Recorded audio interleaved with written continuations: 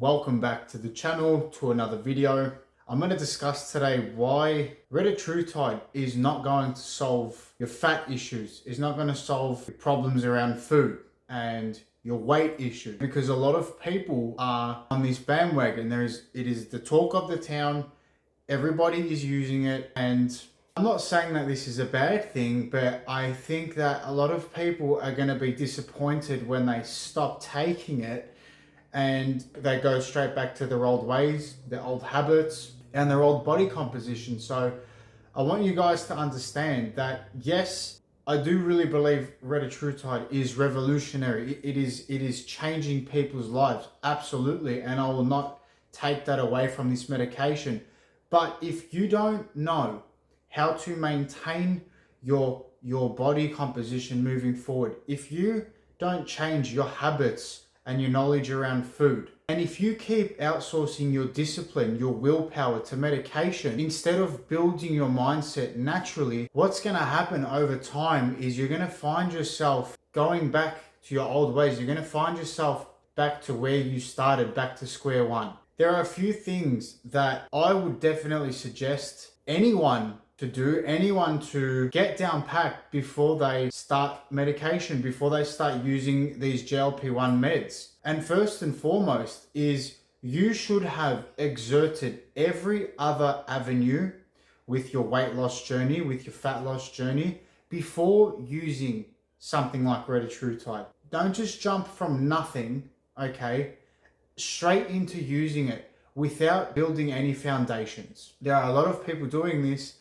and I genuinely think that this is wrong. As I said earlier, if you don't teach yourself the right habits and change your relationship around food, you would have spent all this money on the medication, all this time with some pretty annoying side effects, only to go back to where you started, okay? If you're in an unhealthy category of body fat and you need to lose weight for whatever reason, you need to start by measuring your food intake. If you cannot measure something, you cannot manage it. There are plenty of applications like MyFitnessPal app, the Chronometer, and numerous other applications that you can log your food. You weigh your food, you log your food, and it'll give you quite an accurate reading of the amount of calories in your food that you are consuming and your macronutrients. These are your fats, your carbs, and your proteins. Use these apps to your advantage. Now, how to figure out how many calories to eat to maintain your current weight.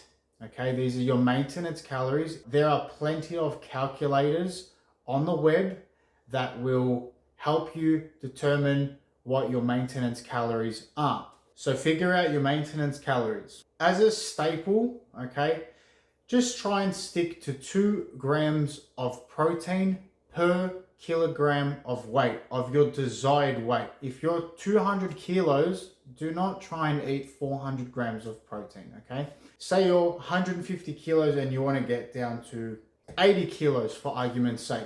You'll go off your 80 kilo goal and 2 grams per kilogram of weight. 2 grams of protein per kilogram of weight.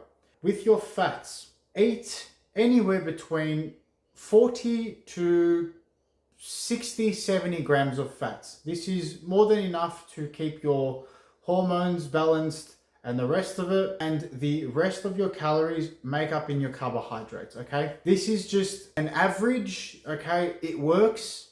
You don't need to get too technical with it. If you eat enough fats and you eat enough proteins, they are the essential nutrients that your body needs to function properly. And then carbs are non-essential, but I think they are essential, especially when it comes to training, when it comes to your glycogen stores in your muscle, your strength. I think that they are very important still. Once you have figured out your maintenance calories, you can decide from there how many calories you want to take away from your maintenance calories, which will put you into a deficit. And only by sticking to this deficit over an extended period of time will you start losing weight. The bigger the deficit, the more weight you will lose. I always recommend, whilst in a deficit, if you're looking to preserve your muscle, your strength, all that, You should be stimulating your muscles through some sort of strength training. That is the fundamental, that is the basics of your food, your calorie counting.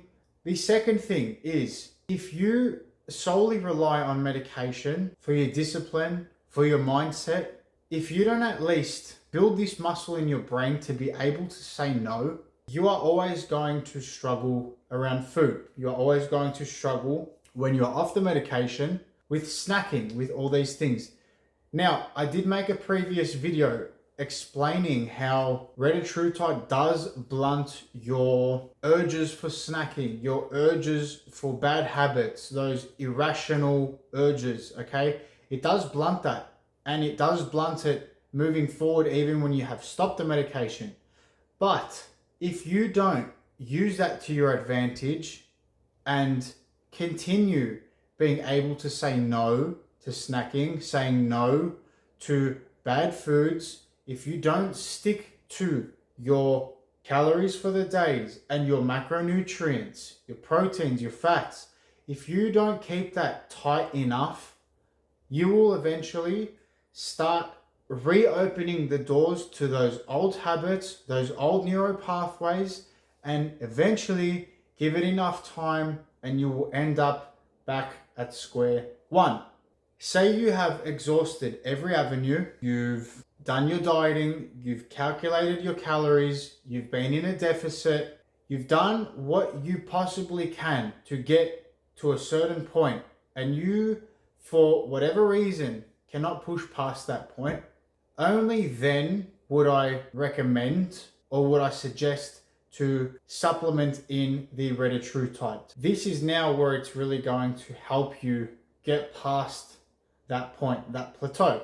I do not recommend skipping those first parts, because if you don't get the foundations right, you're going to end up back at square one. Hypothetically speaking, you have finished your Retatrutide, you have lost the weight 1, 2, 3 months, however long it's taken you. You are now at the body composition that you've always desired. You are where you want to be. What do you do moving forward? Now you have to figure out your new calories, your new maintenance calories through the method that I explained earlier. The calculator, that's going to help you calculate and find your maintenance calories. You punch in all the details. It's not 100% accurate, but it is accurate enough.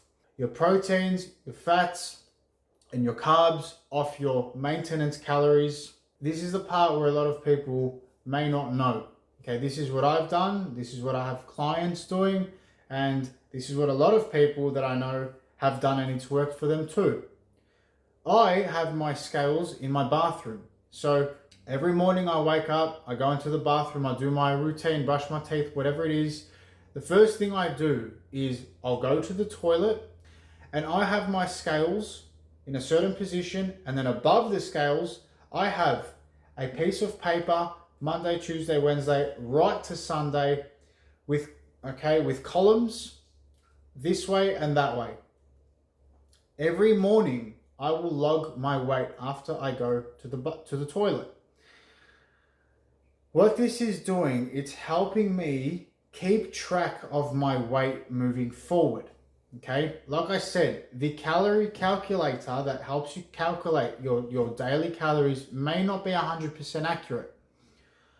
So weigh yourself every morning at the same time after you go to the bathroom. Do this for a few weeks and try and eat the same thing every day for the next few weeks. This is the easiest way to do this.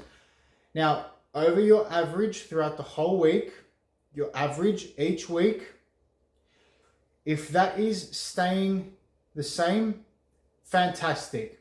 If your weight continues to lower, you need to up your calories a little bit. And if your weight is gaining each week, then you need to lower your calories. If you are maintaining the same weight each week, try increase your daily calories by 50 calories a day. And get to a point where you are not gaining, you have pushed to the upper limit where you're not gaining any more weight, and then that is how you find your new maintenance amount of calories. Yes, it can be a little bit annoying weighing yourself every day, logging, but do this once for the next month, however long it takes you to dial in your calories, and that's it. It's not a forever thing. It's just to dial in, it's just to see, just to find your new normal. And moving forward, you can work off your new maintenance calories and your new beautiful body that you have built and are proud of, are happy and proud of. And now that you have built new habits, and now you know you've got a new relationship around food and knowledge around food, you can continue on with this new body, with this new identity, and live a healthier, happier life. Guys, that's it for today's video. I hope you enjoyed it. Give it a thumbs up if you did. Throw a comment in there if you've got any questions, if you want to share your experience. Maybe you have a different way of figuring out your maintenance calories and all of that. So throw a comment in there. Always open to listening what you guys have to say. And if you like this sort of content, stay tuned, subscribe, stay tuned for more. And I'll see you guys in the next video. Take it easy.